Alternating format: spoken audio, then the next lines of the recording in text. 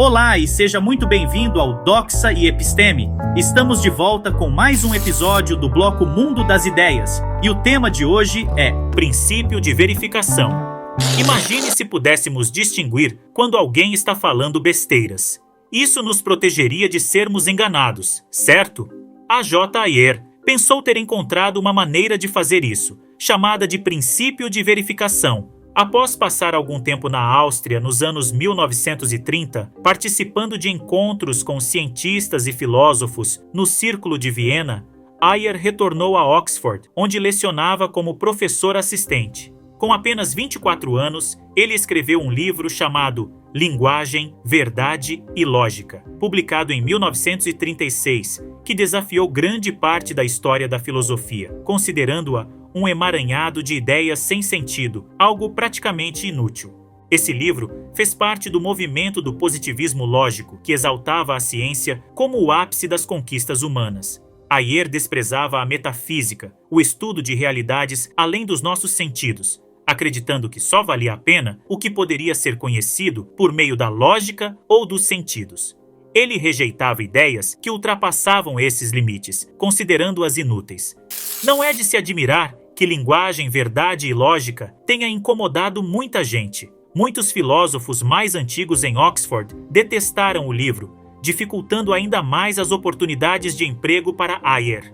No entanto, causar incômodo é algo comum na filosofia, uma tradição que remonta a Sócrates. Mesmo assim, confrontar abertamente os trabalhos de alguns dos maiores filósofos da história foi uma atitude bastante corajosa. A abordagem de Ayer para discernir entre frases com sentido e frases sem sentido baseava-se em dois questionamentos: se uma afirmação é verdadeira por definição e se é empiricamente verificável. Vamos explicar isso de forma mais detalhada. As declarações verdadeiras por definição são aquelas como todas as avestruzes são aves ou todos os irmãos são do sexo masculino. Essas são consideradas juízos analíticos, ou seja, não precisamos de observações externas para confirmá-las, pois fazem parte da definição dos termos utilizados. Por exemplo, sabemos que avestruzes são aves simplesmente pelo conceito de avestruz. Já as declarações empiricamente verificáveis, chamadas de juízos sintéticos por Kant, oferecem conhecimento genuíno. Para serem consideradas empiricamente verificáveis, devem ser testáveis ou observáveis. Por exemplo, a afirmação "todos os golfinhos comem peixe" pode ser testada oferecendo peixe a golfinhos para verificar se comem ou não. Se um golfinho não comer peixe, a afirmação é considerada falsa. Segundo Ayer, se uma frase não fosse verdadeira por definição, nem empiricamente verificável ou refutável, ela não tinha sentido.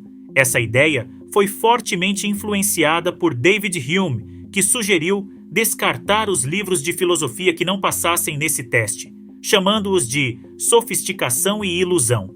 Por exemplo, a frase "alguns filósofos têm barba" não é verdadeira por definição, já que não faz parte da definição de filósofo ter pelos no rosto. No entanto, é empiricamente verificável, pois podemos observar filósofos para verificar sua veracidade.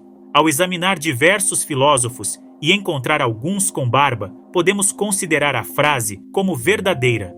Se, após examinar centenas de filósofos, não encontrarmos nenhum com barba, é provável que a afirmação seja falsa, mas sem examinar todos os filósofos, não podemos ter certeza. De qualquer forma, seja verdadeira ou falsa, a frase tem significado. Compreender isso pode ser desafiador. A frase "meu quarto está cheio de anjos que não deixam rastros" pode parecer comunicar algo. Contudo, para Ayer, essa frase não acrescenta absolutamente nada ao conhecimento humano, embora possa ter uma conotação poética ou, possivelmente, contribuir para uma obra de ficção. Ayer não limitava suas críticas apenas à metafísica. Ética e religião também estavam sob escrutínio. Ele chegou a uma conclusão bastante polêmica de que julgamentos morais são literalmente sem sentido. Isso pode soar chocante, mas essa seria a conclusão ao aplicar o duplo teste de Ayer aos juízos morais. Para ele, quando dizemos torturar é errado, estamos meramente expressando nossas emoções pessoais sobre o assunto.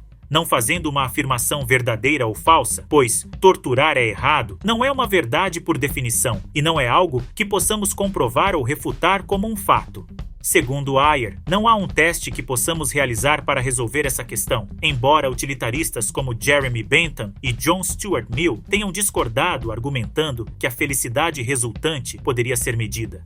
Consequentemente, na análise de Ayer, dizer torturar é errado é absurdo, já que é o tipo de frase que nunca poderá ser verdadeira ou falsa. Ao afirmar a compaixão é um bem, estamos apenas expressando nossos sentimentos. É como dizer compaixão, viva. Não é surpreendente que a teoria ética de Ayer, chamada de emotivismo, seja frequentemente descrita como uma teoria do viva. Alguns interpretam erroneamente Ayer como alguém que menospreza a moralidade, sugerindo que podemos fazer o que quisermos. Mas esse não era o ponto dele. Ele queria dizer que não podemos ter uma discussão significativa sobre essas questões em termos de valores. Embora acreditasse que na maioria das discussões sobre o que deveríamos fazer, fatos eram debatidos e eram empiricamente verificáveis.